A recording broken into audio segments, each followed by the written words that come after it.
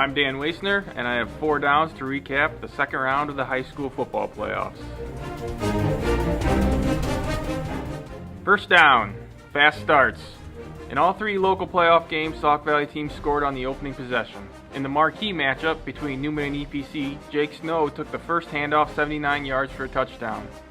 In a play that both he and Coach Mike Raposi described as perfectly executed, Snow took the ball around tackle and wasn't touched and crossed the line 79 yards later.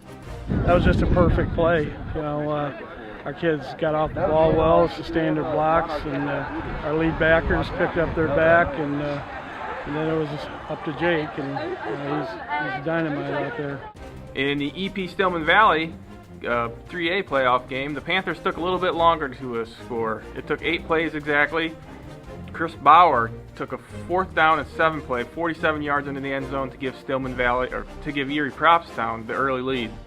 And then in the nightcap in 3A, the Oregon Hawks ate up 9 minutes 16 seconds of the clock against Aurora Christian, going 73 yards in 18 plays. The drive concluded with a 2-yard pass from Tyler Bloom to Pierce Daisy. Unfortunately, only Newman was able to keep that momentum going and pick up the victory on Saturday. Second down, the showdown. As I said, the marquee matchup was between the EPC Wildcats and the Newman Comets on Saturday. It was the matchup that the Wildcats have been looking forward to all season, but Newman won it 35-12. Watch the ball! Run!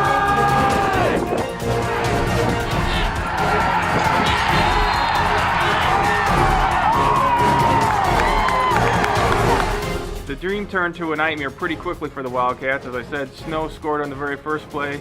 Newman scored to get on their next drive to go up 2 touchdowns right away. While the second and third quarters were played pretty evenly between the 2 teams, the Comets' physical style eventually wore down EPC, and they scored 2 fourth quarter touchdowns to put the game away. Newman heads on to the quarterfinals to play Moments at 2 p.m. on Saturday, while EPC goes back to the drawing board. For the program that has shined on the field, there's been lots of rumors over the years that this co-op could dissolve. Hopefully they'll keep it together, and one of these years it will be the Wildcats' chance to make a long run in the playoffs. Third down, you again. While I've mentioned quite a bit that EPC has struggled against current Three Rivers North teams, they've gone 1-7 now in the playoffs against teams from the Three Rivers North. Sauk Valley teams have not played well against Aurora Christian and Stillman Valley. Aurora Christian is 7-1 all-time against Sauk Valley teams in the playoffs. The lone loss was a 22-0 loss to AFC in 2003. Since then, the Eagles have knocked out AFC in the next year, West Carroll, Amboy, Newman, and Oregon 3 times.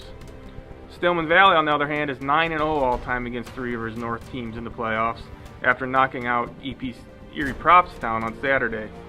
But in almost all of those games, the final score is pretty close. Fourth down. It's over, but is it just the start?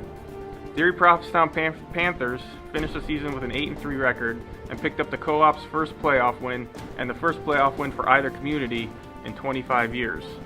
It was the second straight trip to the playoffs for EP after a decades-long drought. They were able to replace one star in Zach Inskeep with another one in 2,000-yard rusher Nick Williams this year. While graduation will hit the Panthers hard again, they will lose Williams, quarterback Ethan Howard, linemen like Owen McConnell, and running back Chris Bauer. There will be dynamic players like Jordan Chandler to build around. It should be fun to see if EP can take this little burst of success and turn themselves into one of the best programs in the area.